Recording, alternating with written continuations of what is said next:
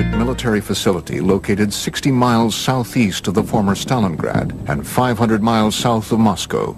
Built under the personal direction of Joseph Stalin, it is Russia's oldest and largest military facility. Its activities over the past 60 years have fueled controversy over what really goes on behind these walls. Kapustin Yar, or Vladimirovka, as initially it was called. It was, and it still is the first Russian space range. I am Vladimir Semenov, and I was with KGB for 26 years. Kapustin Yar, everything was top secret. It was nothing there not secret. I am Sergei Khrushchev's son and former Prime Minister of Soviet Union Nikita Khrushchev. Less than a year after the Roswell crash made headlines around the world, many believe that this Russian base may have experienced a landmark UFO encounter and crash of its own. June 19th, 1948, early evening. According to reports, Kapustin Yar's air traffic controller sees a strange object appear on his radar screen. At the exact same moment, a MiG pilot about 10 kilometers downrange from the base sees a large, silver, cigar-shaped UFO directly in front of him. He radios back to the base that he's being blinded by a bright light. A Russian pilot encountered a UFO in 1948 and tried to attack it with extremely unfortunate results for both. The pilot was blinded by rays of light emanating from the UFO. It is believed that under direct orders from Soviet Air Force Commander-in-Chief Zyugarov, the pilot engaged the UFO for almost 3 minutes before launching a missile that was finally able to bring the object down.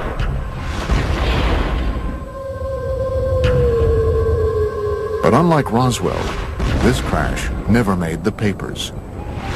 It's 1948, it's a secret air base. Suddenly a cylinder appears over Russia's most sensitive air base. They scramble the MiGs. It's a dogfight. Russian pilots are good. And imagine this plane getting right on top of that craft. The MiGs fire their rockets as the directed particle beam weapon explodes the MiG, and they both go down. Reports suggest that the blinded pilot, in his final attempt to regain control of his MiG, was hit by the object's weapons and perished along with his airplane. What did the aliens use? What were they firing? What they were probably using was a particle beam weapon. We know what the MiG used. It was the things that the Russians were using at the time. It was firing its guns, it was firing its rockets, and it was firing some very early version of a missile. Somehow, that MiG was able to break up the anti-gravity envelope that surrounded the craft. The cigar-shaped object couldn't stay aloft anymore and crashed. And the Russian retrieval teams, overjoyed that they have their first spacecraft, jump on this thing, and they take it underground to Zitka, and the Russian secret UFO program begins. I'm Bill Burns, publisher of UFO magazine. Let's face it, everybody wants to get his hand on a flying saucer. It's a wonderful weapons delivery and defense system. I'm Stanton Friedman. I'm a nuclear physicist, lecturer, ufologist. This 1948 crash is one of many strange events that has turned Kapustin Yar into an even more mystifying version of America's Roswell and Area 51. The Soviets had to get their hands on what we had. We had the Roswell crash.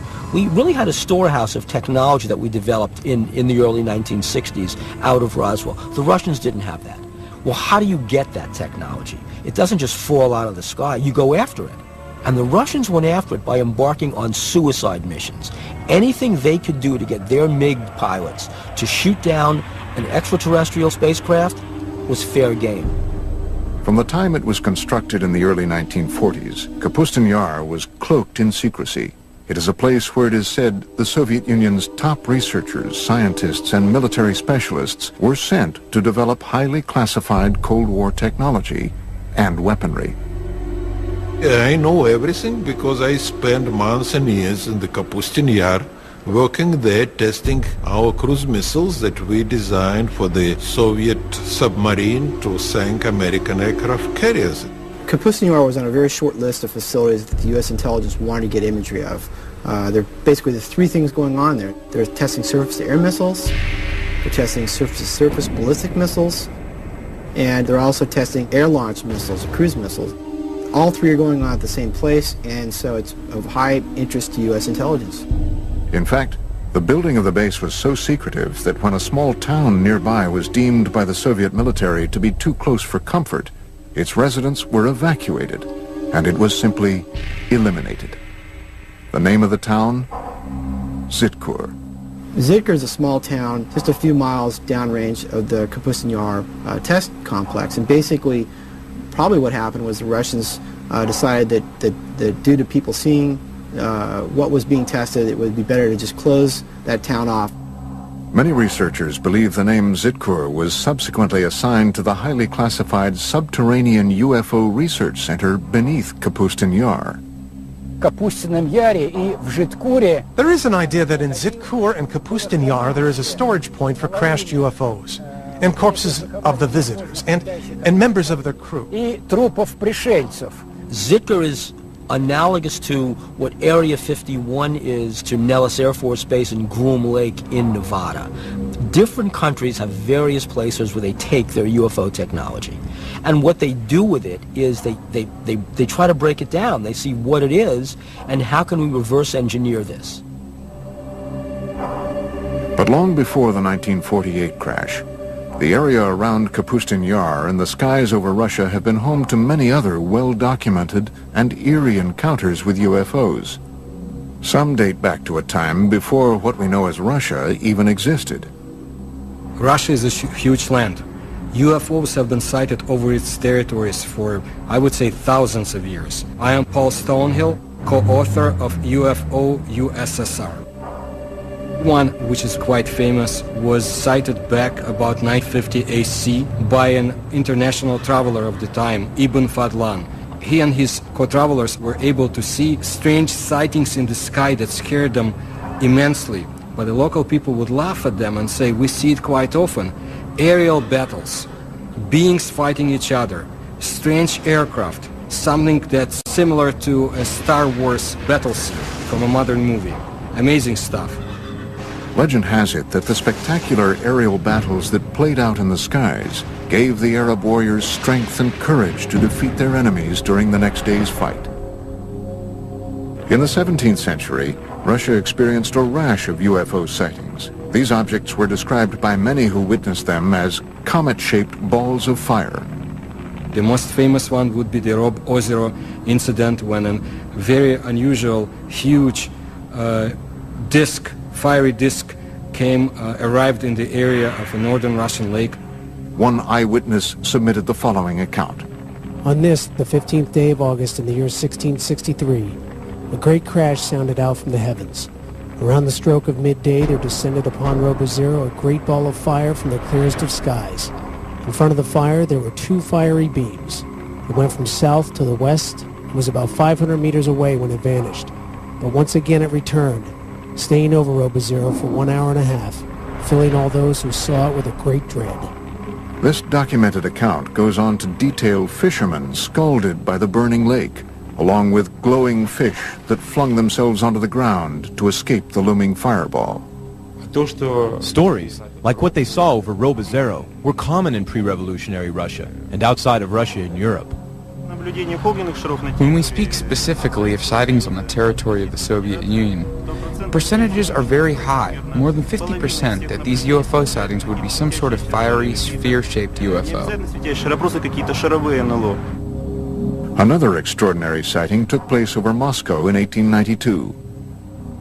An eyewitness report was later published in the March 17, 1892 edition of the Russian newspaper Svet.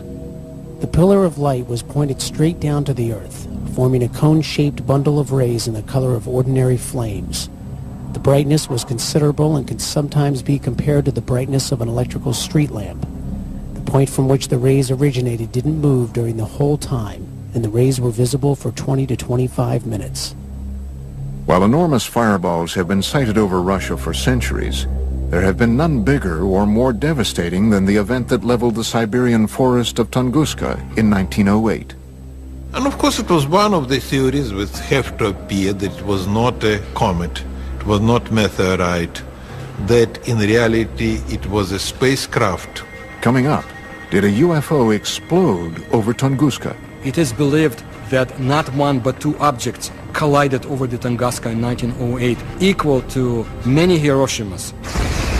And later, what happened to the wreckage of the 1948 crash at Russia's Roswell?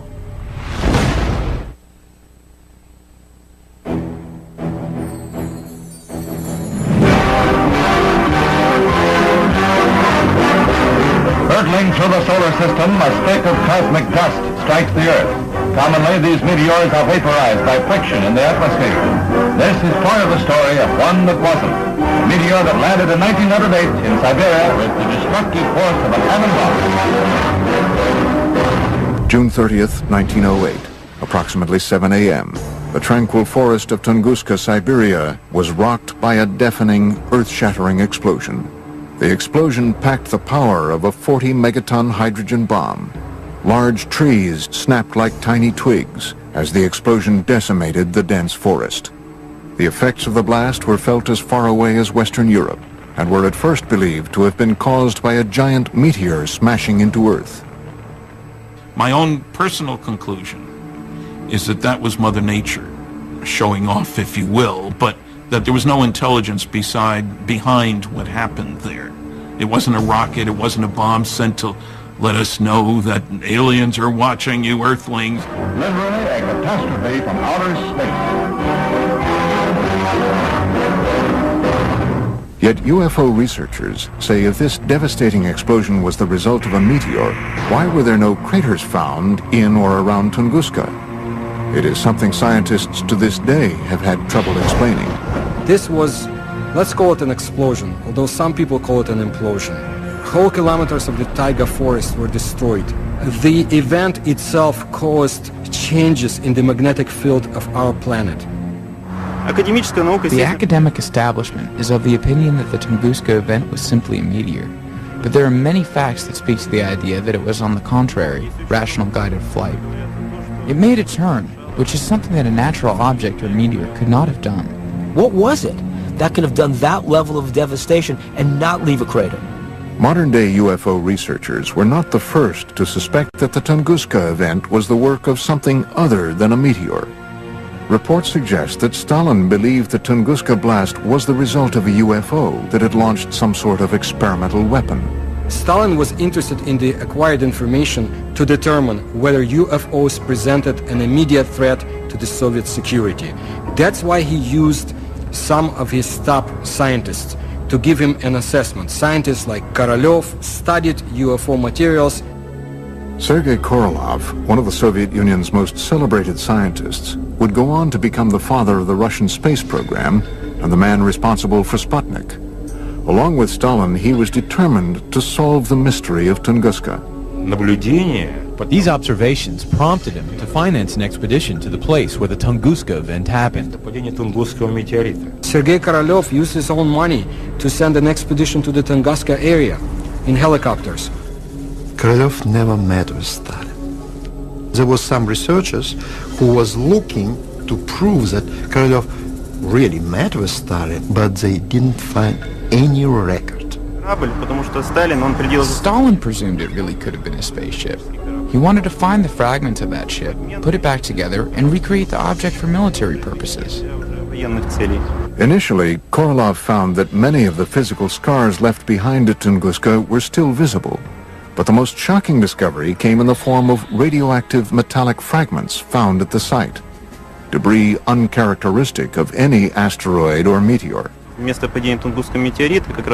you go along the flight path of the Tunguska object and continue past the crash site, you reach an area that Russian ufologists call the Devil's Graveyard. It's a 300 square meter area where not a single plant grows and animals die. It also has a higher than normal radioactivity level. This is a result of what might possibly be a radioactive metallic fragment from the crash. The radiation levels were there. I mean, meteors don't come down with that level of radiation. So one of the stories is it was a mothership that detonated. It is believed that Korolev privately told Stalin that the incident at Tunguska had indeed been caused by a UFO, fragments of which were still scattered around the area. However, in his top-secret official report, Korolev is said to have told a much different story. The official party line, Tunguska, was the result of a giant meteor. The whole point was, if the information serves the bureaucracy, good. If it doesn't, it doesn't exist. So where were the radioactive fragments from Tunguska taken? Some believe the evidence was transported to Kapustin Yar's underground base, Zitkur. Different countries have various places where they take their UFO technology. Well, the Soviets basically had one at Zitkur, and it was where they could try to figure out what the technology is and how do we use it. And of course, the security around those bases is essentially shoot-to-kill security. Was Stalin's team of scientists inside the underground lab of Zitkur using UFO wreckage to advance their fledgling missile defense and space programs? They had a couple of people, men, at the top of their program who really pushed the space program. I'm Fred Kulik at Caltech. The head of the space program had direct connection to Stalin and later Khrushchev. In their quest to acquire UFO technology to beat the Americans in the space race, it has been reported that top Soviet military officials ordered MiG pilots to shoot down UFOs as far back as World War II, at a time just before the Russian Roswell crash of 1948. So that gives you a two-pronged concern about UFOs.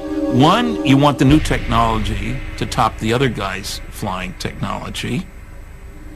And two, we need to be on the alert for new stuff from them. So either way, you want your guys to shoot them down. As the word spread that UFO wreckage from Tunguska and the 1948 incident were being studied at Zitkur, Russia's Cold War enemies were becoming more and more intrigued by what might be going on above and below the top-secret military base. The CIA had agents in the Soviet Union back in 1950s who had reported on UFOs, and the CIA was very much interested in what was happening in the Soviet Union. Coming up, shocking, never-before-seen U-2 reconnaissance photos of Kapustin Yar. And later, an underground tour of Zitkur, revealing for the first time ever the base within the base at the center of Russia's Roswell. In the early stages of the Cold War, the Soviet military test site of Kapustin Yar became a hotbed of secret activity. Activity that involved advanced weapon, missile, and rocket tests. So after World War II and the development of the atomic bomb, they were not able to build small atomic weapons. So they had to build big rockets to carry them. Unlike the U.S., we still had fairly sizable rockets, but we could miniaturize things to a certain extent, much better than they could. So from the very beginning, they envisioned large rockets, and that really gave them a start on the space program as well. The Russians had one of the scariest pieces of paper I've seen at one of the 20 archives I've been to, said that the Russians have made more progress in the past 18 months in the development of nuclear weapons and methods for delivering them than had been anticipated for 5 years. That was in 1951. By the early 1950s, rumors of UFO activity and experiments at Kapustin Yar had indeed leaked beyond Soviet borders. Alarming news that some say may have prompted the U.S. to find out once and for all if the Soviets had gotten their hands on UFO technology. Kapustin Yar and Zitkur were at the top of our military watch in the same way that Area 51 and Wright-Patterson Air Force Base on Los Alamos were at the top of their military watch. Tim Brown is a senior analyst at globalsecurity.org. His specialty? Interpretation of top-secret satellite and spy imagery for both private and governmental agencies. Kapustin Yar was in the top 10% of facilities that the U.S. intelligence was monitoring in Russia, and that's evidenced by just the sheer volume of declassified documents that are available that show that there was a consistent, ongoing interest in what was going on at that facility. Not long after the United States had developed its most sophisticated spying machine to date, the U-2 spy plane, the first mission was to, where else? Kapustin Yar. This is probably the first time anyone outside of the CIA or the intelligence community has looked at this, the U-2 imagery of Kapustin Yar. reconnaissance couldn't reveal can now be seen for the very first time in this exclusive underground tour of what could be the nerve center of all Soviet UFO activity, Zitkur. Based on reports and drawings from Russian UFO expert Anton Anfilov, seen in the West for the first time, this rendering is what might possibly be the first glimpse ever of this secret cryptic facility a quarter-mile below Kapustin Yar. Let's say that you get a chance to go down there to the most secret Russian UFO laboratory. It's not glorious, high-tech, and brightly lit. It's dank, it's dark, and it's dingy. It's Russian. It's extremely compartmentalized. It's like an underground shopping mall, except inside the mall are all these rooms where there's exotic technology being taken apart and put back together. In this hub, they're doing autopsies on alien bodies. In that hub, they're reconstructing an engine. Then you've got these fantastic Rube Goldberg machines. What they are machines to test various components, and then finally you come upon these huge underground hangars. And what you're struck by is that there are no airplanes in the hangars. There are these long, cigar-shaped, cylinder-shaped craft in various stages of disrepair because they've crashed. And they're going to try and reverse engineer these. That's what you'd see at this base. Is this the secret location where the wreckage from the 1948 Russian Roswell crash was taken, along with fragments from the Tunguska UFO? I cannot deny rumors of the so-called captured UFOs. The Soviets tried to recover lost fragments of their secret tests, and it would be convenient to them to say, yes, UFOs is something that we captured, a UFO is in our hands, but why would they keep the secrecy on the subject of UFOs so tight? And did this heavily guarded experimental facility specialize in reverse engineering designed to destroy the United States? If Kapustin Yar is where you're doing your advanced development work, rocketry, aircraft, weaponry, laser weapons, all this kind of stuff, where you need high security and a good setting for your scientists and major computer facilities, then you'd expect that that's where they'd be doing their UFO, advanced UFO research, not UFOs 101. UFOs 404. It's just natural to do that. And of course you'd have underground bases, you'd have protection against intruding aircraft, you'd be looking out for the U-2s. Another mysterious aspect of Kapustin Yar are the many strange patterns on the ground. Did Stalin and Korolev strategically arrange these patterns to attract UFOs to the base? Some researchers believe the Russians may have borrowed this idea from ancient civilizations, whose pyramids are said to have been constructed in geometric shapes and patterns designed to attract inhabitants from other worlds. Looking at Kapustin Yar from there, there's a lot of facilities, markings, patterns that might, to the untrained eye, look like they're from another planet or not of this Earth. They might look like something that you'd see in South America with the Mayan cultures or maybe crop circles. Between the reported UFO crashes and the ultra-top-secret research, how did the Soviets flaunt their advances at Kapustin Yar? Now there was a new date for Russian youngsters to remember. October 4, 1957, when Sputnik, the first Earth satellite, was launched. October 4th, 1957. The Soviet Union's space program successfully launches the world's first artificial satellite into orbit. In the history of the Earth, no other event had captured the imagination of so many people as this first step into space. 4 years later, the Russians once again beat the Americans by launching Yuri Gagarin into space in the first manned flight to orbit the Earth.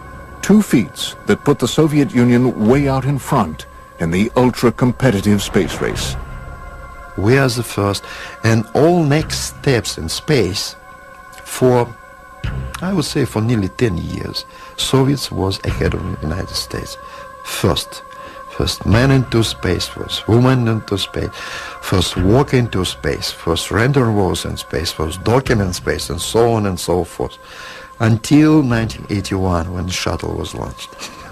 I'm sure the Russians have done their darnest to reverse engineer anything they can get their hands on, whether it's American or German or alien.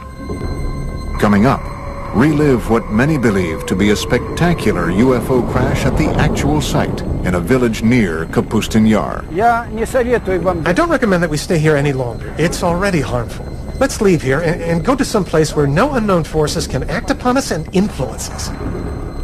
And find out exactly what the KGB knew about dogfights between MiGs and UFOs at Kapustin Yar as we open the mysterious KGB Blue file.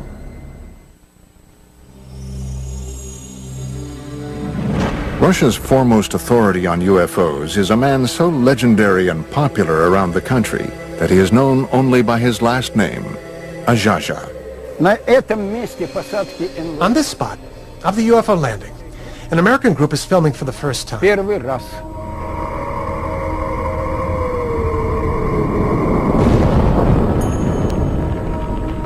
was very popular at the peak of the UFO activity in the Soviet Union. It was late 60s, 70s. At that time it was not permitted, but not restricted to talk about this. Azhaja invited the History Channel on an exclusive tour of a reported UFO crash site not too far from the site of the Russian Roswell crash of 1948. For that, I have to stand there, on that particular corner. Using 2 copper rods, Azhaja begins the tour by testing the ambient energy that the crash site still emits today.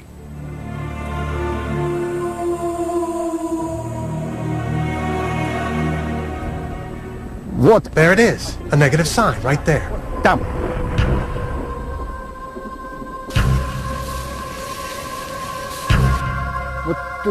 there, that way.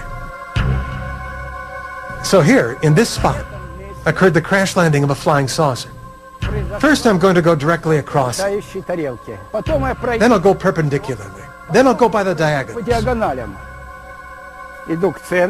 This is where the boundary begins. All right, I'm going towards the center. In the center, we see a lot of plant growth and compact. And what's most important is that here, it shows a positive signal. Now we are going towards the border. Now they're showing neutral. And here, here's the other part of the border. Right from here to over there. Now I'm going away from the center, toward the other side. Azhaja is walking the 100-foot by 20-foot outline of a cigar-shaped UFO that reportedly crash-landed here in 1961. Again, now we're going back. It shows a powerfully strong signal. See how it's turning? It's powerfully positive. We're going back. Negative. There it is, see? Here's where the border is. We got one point over there, another point over there. 3 point and 4 point.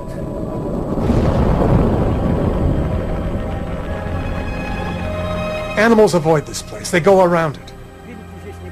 Cattle don't graze here. Yes, there is unknown energy, which, as experience shows, affects people in a negative fashion. Your pulse changes. The heartbeat changes. You grow short of breath. You begin to sweat. Okay. I don't recommend you stay here any longer because it's already harmful. Come on. Let's leave here. For a normal place, where no unknown forces will influence us and act upon us. Azhaja's account of this UFO crash was supported by a resident of adjacent Shodnya village, who upon seeing Azhaja told her account of seeing the crash out of her window, which overlooks the site from less than 200 yards away. Well, it was 4 or 5 in the evening. It was later in the day. And suddenly my mother screamed. She said, "Hey, look at that. There was some kind of ball, a sphere that flew by." And then she said, "Oh, it's probably a flying saucer." And it was a big, fiery red sphere that flew by. The sphere went over there, past the train tracks, and went down into the valley of the river Skunya, right down and over the river.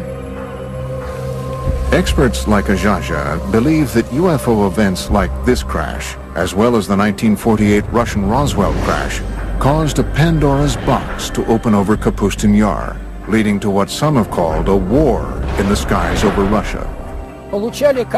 Pilots would often receive orders from the ground to defend their airspace and shoot down UFOs. Other times, the UFOs would go on terrifying attacks. What intrigues me about the Russians as much as anything is apparent dogfights between UFOs. And I've read several accounts of that, several of them having dogfights. Perhaps the most compelling evidence of encounters between Soviet MiGs and UFOs over Kapustin Yar comes firsthand from the most celebrated of all Soviet test pilots, Marina Popovich. A national hero, a cosmonaut, perhaps the Chuck Yeager of Russia. She says that she witnessed actual battles between Soviet pilots and UFOs. One incident in 1964 occurred during a Soviet Air Force training mission. Alexander Kapegin was the commander of a squadron and a pilot instructor in one of the flight schools. One day he was flying with a cadet and they were attacked by a UFO. They went into a spiral dive. While on another top-secret military expedition in February 1980, Colonel Popovich encountered multiple unidentified objects in the skies over Russia. I saw 3 fireballs, 3 amazing lights in the form of a triangle, and I observed them as they flew away. Another MiG test pilot, Colonel Vyatkin Lev Mikhailovich, agreed to tell his first-person account for our cameras for the very first time. August 7th, 1967, 6:30 in the evening. Colonel Mikhailovich reports that his MiG was momentarily captured in midair by a UFO. When I was making the aerial move to the left, suddenly from above I saw a light. This big disc began to slowly light up, and I just had time to quickly tilt the plane, but the wing hit the ray of light. The plane shook and the gauges and instruments began to move from right to left, right to left. It is as though the ray of light dissolved into shining little points of light. Imagine my surprise when my technician named Mikhail said, "Lev Mikhailovich, the wing of the airplane is glowing." As it turns out, for a whole week in the hangar, the left wing was glowing with a white light. They washed the wing with kerosene, and soon after that, the glowing ended. Fortunately, Colonel Mikhailovich's encounter with a UFO over the skies of Kapustin Yar in the 1960s did not end as dreadfully as the famous 1948 encounter in the same skies. No, I wasn't scared. I was just puzzled. I was particularly stunned that the ray of light turned out to be hard, because I felt the impact. As UFO reports continued to stream into the Soviet government from both civilians and military officials, the KGB was busy covering up the reports, silencing those who made them, and clamping down on the press. But all the while, the spy agency was creating an official report on UFO activity in the USSR called the KGB Blue File. Americans will never understand this, because you have to be inside KGB to know the power KGB had. And during Stalin time, KGB was unbelievably powerful. Written and researched over the 20-year span between the mid-60s and the mid-80s, the KGB Blue File was one of the most extensive official explorations of UFOs ever commissioned by any governmental agency anywhere. The KGB Blue File is a 124-page collection of documents released in 1990. I believe this is not everything the KGB has had in their hands, and I'm not the only one. The Blue File compiled thousands of reports of UFO sightings, dogfights, and crashes, all of which were described in vivid detail. According to the Blue File, as recently as March 21st, 1990, the residents of a dozen Russian towns not too far from the gates of Kapustin Yar all witnessed the exact same UFO sighting between 10 and 11:30 p.m. The following is from the written account of a KGB internal affairs officer. After obtaining more exact information, it was established that a rather large number of residents in nearby cities became eyewitnesses of a UFO, and in several cases 2 UFOs. One witness saw a ray of light emitted from the object that illuminated the Earth's surface.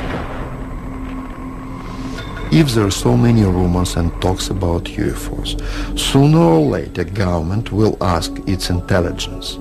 What's going on, guys? Explain us. And KGB had to create this file with all the publications abroad and some witnesses who saw or thought that they saw it. Is it possible that this 1990 incident could have been a simple military test sent up from the grounds at Kapustin Yar? Or was it yet another incident involving UFOs? Coming up, shown for the first time outside of Russia, exclusive footage of what might be the only recorded evidence of a fireball UFO crash. If the Soviet Union had not imploded under its own weight in the early 1990s, the chilling accounts you've just seen of close encounters of the first kind in and around Kapustin Yar would have remained yet another Soviet-era secret. It's different, because the time is different. You know, if you're talking with elder generation, yes, of course, no question about this. But nowadays, absolutely different. You know, younger generation now, they are living in another society and they have much more freedom.